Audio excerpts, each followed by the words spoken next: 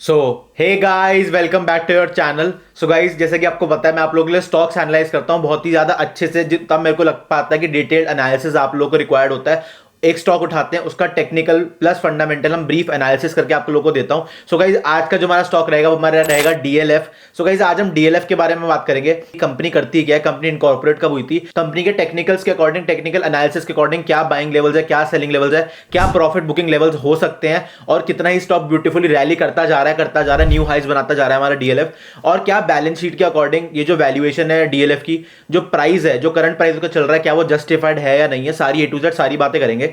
So guys, सीधे चलते हैं चार्ट के ऊपर, टेक्निकल एनालिसिस जरा स्टार्ट करते हैं डीएलएफ का। सो गाइस, जैसे कि आप देख पा रहे हो, मैंने 1 वीक टाइम फ्रेम पे आप लोगों के लिए डीएलएफ का चार्ट लगा रखा है। 1 वीक टाइम फ्रेम पे आपको पता है, जब भी हम एनालिसिस करते हैं अपना, मैं आप लोगों के लिए 200 ईएमए जरूर प्लॉट करता हूं। 200 ईएमए बहुत ही ज्यादा इंपॉर्टेंट एक इंडिकेटर होता है मेरे लिए, जब मैं स्विंग ट्रेडिंग की बात करता हूं, जब मैं पोजिशनल ट्रेडिंग की बात करता हूं, जब मैं किसी स्टॉक को इन्वेस्टिंग पॉइंट ऑफ व्यू से देखता हूं कि यार मैं इस स्टॉक में 1 साल, 5 साल, 10, 15 साल के लिए पैसा डालना चाहता हूं, तो उसके लिए 200 ईएमए बहुत ही ब्यूटीफुली काम करता है। और गाइस, अगर आपने मेरी 200 ईएमए की वीडियो नहीं देखी, 200 ईएमए की ट्रेडिंग स्ट्रैटेजी मैंने आप लोगों के लिए डेडिकेटेड वीडियो बनाई थी 200 ईएमए के ऊपर। मैं एडिटर को बोल दूंगा, मैं पिन कर देगा, उस वीडियो को जाकर जरूर देखना अगर आपको 200 ईएमए का कॉन्सेप्ट अभी तक क्लियर नहीं है। सो गाइस, सीधा 1 वीक टाइम फ्रेम पे आप लोगों के लिए मैंने चार्ट लगा रखा है डीएलएफ का। गाइस, इसमें हम एक चीज देख पा रहे हैं कि ये ना बहुत ही ब्यूटीफुल कर्वेचर पैटर्न बना रहा है। और गाइस, इसमें हम एक चीज देख पा रहे हैं कि जो हमारा डीएलएफ का ऑल टाइम हाई था वो करीबन 1224 के लेवल के आसपास था। तो उस लेवल पे जब ये 2008 में जनवरी में ट्रेड हो रहा था ये, फिर एकदम आपको पता है क्रैश आया था डीएलएफ के स्टॉक में, और मतलब कई सालों तक उसने रिकवरी कुछ नहीं दी थी। एक ही मतलब मैं बोलूंगा कई सालों तक, 2008-10 से लेके 2023-24, 2020 तक भी स्टॉक में कोई मूवमेंट नहीं दी थी। एक ही मैं बोलूंगा बॉक्स पैटर्न में ट्रेड कर रहा था। अगर मैं आप लोगों के लिए बॉक्स पैटर्न ड्रॉ करके दिखाऊं कि कौन से बॉक्स पैटर्न में वो ट्रेड कर रहा था और कितना ब्यूटीफुली उसका जब ब्रेकआउट आया और उसके बाद कितना ब्यूटीफुली रीटेस्ट करके वो अब ऊपर जा रहा है। सो गाइस, अगर मैं आप लोगों के लिए रेक्टेंगल बना के आप लोगों को प्लॉट करके दिखाऊं, सो गाइस इसी रेंज में, हमारी इसी रेंज में डीएलएफ ट्रेड कर रहा था। इसी रेंज में था वो, मैं बोलूंगा ये जो आपकी हायर रेंज थी 293 की, और जो उसका लोअर पॉइंट था वो करीबन 125 130 का था।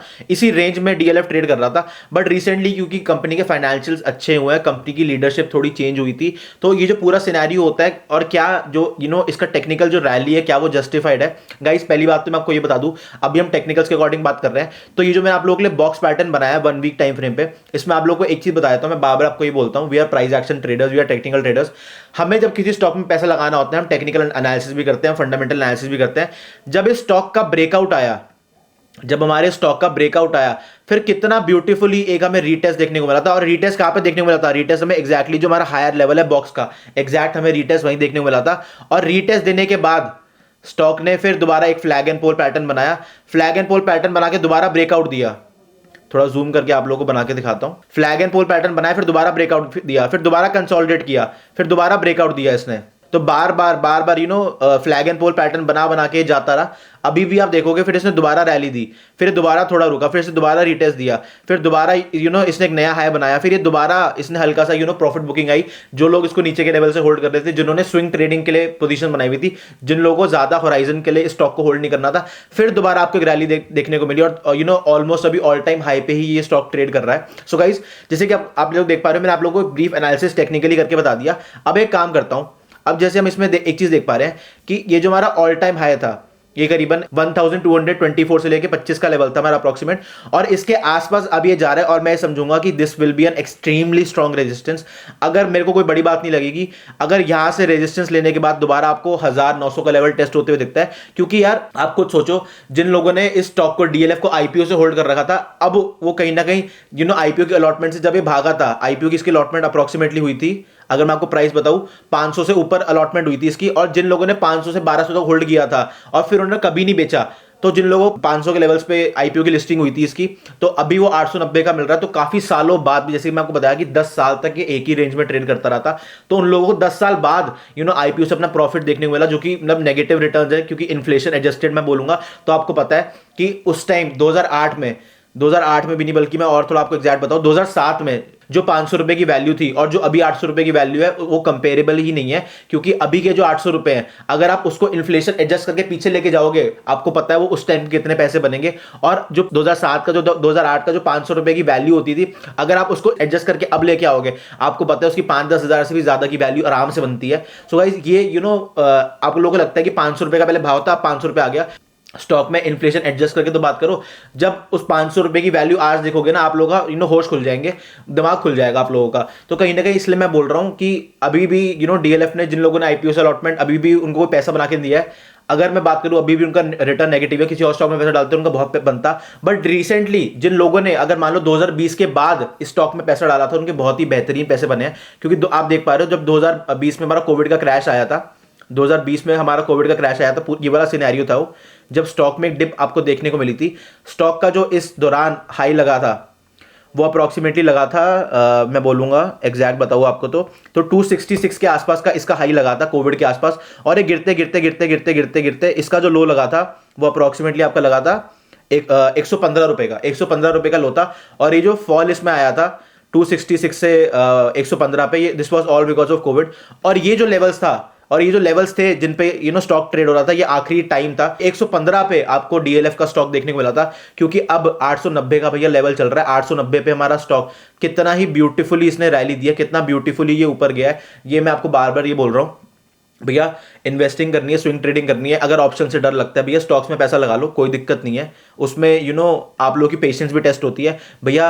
देखो ना, अगर किसी बंदे ने 115, तो चलो मैं एक अनरियलिस्टिक फिगर बोल रहा हूँ, 115 पे किसी को पता ही नहीं था कि उस लेवल पे खरीदते तो 890 900 रुपए पहुंच जाता। अगर किसी ने 200 300 400 500 600 पे भी खरीदा है, उसको भी कितने बेहतरीन प्रॉफिट देखने को मिल रहे हैं। और स्पेशली अगर किसी ने इसमें कॉल ऑप्शन में पोजीशन बनाई होगी, अगर किसी ने पुट ऑप्शन में पोजीशन बनाई होगी, पुट सेल करके ऊपर की तरफ उसको शिफ्ट करते गए होंगे, और किसी ने अगर मैं बोलूंगा फ्यूचर्स के कॉन्ट्रैक्ट्स में ऑप्शंस खरीदे होंगे, मतलब मेरा मतलब ये है कि आज की जो मंथली एक्सपायरी है उससे 3 4 5 महीने या 6 महीने बाद के अगर कॉल ऑप्शंस खरीदे होंगे तो उनके कितने मतलब बेहतरीन पैसे बने हैं, मैं बोलूंगा। तो गाइज ये पार होती है। मैं बात करूंगा टेक्निकल एनालिसिस, कितना ब्यूटीफुली स्टॉक ने रैली दी है हमारा जो 2020 का जो कोविड का फॉल आया था उसके बाद। जैसे कि आपने देखा कि 115 रुपए के आसपास का इसका लो लगा था। सो गाइज एक काम करते हैं, फटाफट जरा फाइनेंशियल्स के बारे में बात कर लेते हैं। कंपनी के फाइनेंशियल्स कैसे चल रहे हैं कंपनी के, क्या ग्रोथ पर्सपेक्टिव से हमें कंपनी की आगे के ईयर्स आते हुए दिख रहे हैं, और क्या ये जो वैल्यूएशन पे जो कंपनी ट्रेड कर रही है, जिस पी पे ट्रेड कर रही है, क्या वो जस्टिफाइड है या नहीं है। सो गाइज जैसे कि आप देख पा रहे हो, मैंने आप लोगों के लिए Screener.in पे आपको फंडामेंटल एनालिसिस करके बताता हूं। सो गाइज जो मार्केट कैपिटलाइजेशन है कंपनी का वो 2,21,033 करोड़ का है। जो करंट प्राइस चल रहा है वो 893 का चल रहा है। जो बुक वैल्यू है स्टॉक की वो 153 रुपीज की है। जो रिटर्न ऑन कैपिटल एम्प्लॉयड है आपका ROCE है वो 4.61 का है। और जो आपका रिटर्न ऑन इक्विटी है वो 5.47% का है। हाई लो आप देख पा रहे हो, डिविडेंड यील्ड आप देख पा रहे हो। गाइज अब थोड़ा नीचे चलते हैं, ठीक है। अब थोड़ा प्रोज एंड कॉन्स के बारे में डिस्कस कर लेते हैं। कंपनी के प्रोज क्या है। कंपनी हैज रिड्यूस डेट, मतलब जो बोरोइंग सी, जो कर्जा ले रखा था उसको कम किया जा रहा है। Company is almost debt free. Company has delivered good profit growth of 44.2 CAGR compounded annual growth rate over last 5 years. Company has been maintaining a healthy dividend payout of 47.8%. Cons की बात करूं मैं आपसे, अगर stock is trading at 5.88 times it's book value, तो मैं आपको बोला था ना कि भैया इन्फ्लेटेड है, प्राइस बहुत ज्यादा उड़े जा रहा है स्टॉक तब से। The company has delivered a poor sales growth of -3.22% over past 5 years. Company has low return on equity of 4.48% over last 3 years. Guys अगर मैं पीयर कंपैरिजन की आपको बात करूं, आपको पता है पीयर कंपैरिजन में this is decreasing order of market capitalisation, ठीक है। सबसे ज्यादा बड़ी अगर मैं रियल एस्टेट में बात करूंगा, हमारी डीएलएफ ही है। डीएलएफ के बाद आती है गोदरेज प्रॉपर्टीज, गोदरेज प्रॉपर्टीज के बाद आती है फिनिक्स मिल्स, उसके बाद ओबेरॉय रियलिटी, फिर प्रेस्टीज एस्टेट्स, इस decreasing order of market capitalisation में। गाइज जैसे कि आप देख पा रहे हो, अभी आप लोगों के लिए मैंने कंसोलिडेटेड रिजल्ट्स लगा रखे हैं। स्टैंडअलोन में फिगर्स कम हो जाएंगी। कंसोलिडेटेड में क्या होता है कि अगर जो हमारी कंपनी है उसका ग्लोबल बिजनेस भी है, वो उसको भी पर्सपेक्टिव में लेता है। हम कंसोलिडेटेड ही देखेंगे क्योंकि हम कंपनी को सारे पैरामीटर्स पे जज कर रहे हैं। ओवरऑल जज कर रहे हैं कि ओवरऑल क्या प्रॉफिटेबिलिटी है, क्या पीएनएल है, क्या बोरोइंग्स है, क्या सेल्स है। क्योंकि ओवरऑल जज कर रहे हैं तो हम इंडिया और अब्रॉड दोनों के ऑपरेशंस के बारे में बात करेंगे इसमें। सो गाइस जैसे कि आप देख पा रहे हो, हमें क्वार्टर ऑन क्वार्टर का इसमें डेटा दे रखा है सेल्स का। अगर मैं मार्च 2023 का जो क्वार्टर था उसमें बात करूं तो 1456 करोड़ की आपकी सेल्स थी। ये हल्की सी डिप आपको देखने को मिली थी जून 2023 में 1423 करोड़। सितंबर 2023 में जो डेटा था आपका, इसमें थोड़ी और डिप हमें देखने को मिली थी, 1348 करोड़ का डेटा आया था। और गाइस अगर मैं सेल्स की बात करूं दिसंबर 2023 में, तो मैं अभी तक का ये वन ऑफ द हाईएस्ट मैं बोलूंगा, हाईएस्ट भी नहीं क्योंकि दिसंबर 2021 में इससे ज्यादा था, दिसंबर 2022 में भी इससे ज्यादा था, सॉरी मार्च 2021 में सबसे ज्यादा सेल्स आई थी आपकी। और जो अब हमारा एक राइट ट्रैक पे कंपनी जा रही है, तो 1521 करोड़ की आपकी सेल्स थी। गाइस अगर मैं प्रॉफिट बिफोर टैक्स की बात करूं और ऑपरेटिंग प्रॉफिट की बात करूं, तो ऑपरेटिंग प्रॉफिट आपका जो रीसेंट क्वार्टर था दिसंबर 2023 का, ऑपरेटिंग प्रॉफिट आपका 511 करोड़ का था, प्रॉफिट बिफोर टैक्स आपका 512 करोड़ का था, ठीक है। और गाइस नेट प्रॉफिटेबिलिटी आप देख पा रहे हो, अभी तक की मैक्सिमम नेट प्रॉफिटेबिलिटी इस हमें दिसंबर 2023 के क्वार्टर में देखने को मिली थी। और ये quarter on quarter 477, 518, 570, 526, 622, 656 overall quarter and quarter अगर मैं एक दो फिगर्स को इग्नोर कर दूं तो ये इंक्रीज ही अच्छी फिगर्स में हमें देखने को मिला है अगर मैं डीएलएफ लिमिटेड की बात करूं। सो गाइस थोड़ा और नीचे चलते हैं। अगर बैलेंस शीट के बारे में बात करें, जैसे कि आप देख पा रहे हो जो कंपनी की बोरोइंग्स है, बोरोइंग्स अब नेग्लिजिबल है एज कंपेयर टू जो हमारी मार्च 2012 में थी। आप ईयर ऑन ईयर देख पा रहे हो 2012, 13, 14, फिर 15, फिर 16, 17, फिर 18। सो गाइस अभी तक की जो मैक्सिमम बोरिंग्स हमें देखने को मिली थी आपकी मार्च 2016 में, मार्च 2016 के बाद उससे भी ज्यादा ऑलमोस्ट 30,000 करोड़ की बोरोइंग्स थी कंपनी के ऊपर। मार्च 2017 की बात कर रहा हूं, मार्च 2017 में 29,202 करोड़ की कंपनी की बोरोइंग्स थी। और ये जो डेटा था इसके बाद ये ईयर ऑन ईयर कम होता रहा, ईयर ऑन ईयर कम होता रहा। जो कंपनी थी ऑलमोस्ट डेट फ्री है, ऑलमोस्ट डेट फ्री। अब जो रीसेंट क्वार्टर का डेटा आएगा, क्योंकि अभी मैं दिसंबर 2023 का जो हमारा क्वार्टर था उसका डेटा हमें अभी दिख नहीं रहा है, जब हमारा लेटेस्ट क्वार्टर का या हमारा लेटेस्ट ईयर का डेटा आएगा तो कहीं ना कहीं आपको ये और इससे भी नेग्लिजिबल फिगर्स दिखेंगी। सो गाइस अगर मैं रिजर्व्स की बात करूं तो रिजर्व्स बहुत ही बेहतरीन तरीके से ऑलमोस्ट कंपनी के पास 37,000 करोड़ 360 इतने मतलब ऑलमोस्ट 38,000 करोड़ की कंपनी के पास रिजर्व्स है। तो अगर मैं बात करूं ना एक्सट्रीमली स्ट्रॉन्ग बैलेंस शीट के बारे में, तो this is what extremely strong balance sheet looks like. Company के रिजर्व्स आर स्काई रॉकेटेड और बोरोइंग्स बहुत ही ज्यादा नेग्लिजिबल है उसके कंपैरिजन में। तो नो डाउट कि कंपनी का जो शेयर का भाव है वो ऐसे एकदम भागे जा रहा है।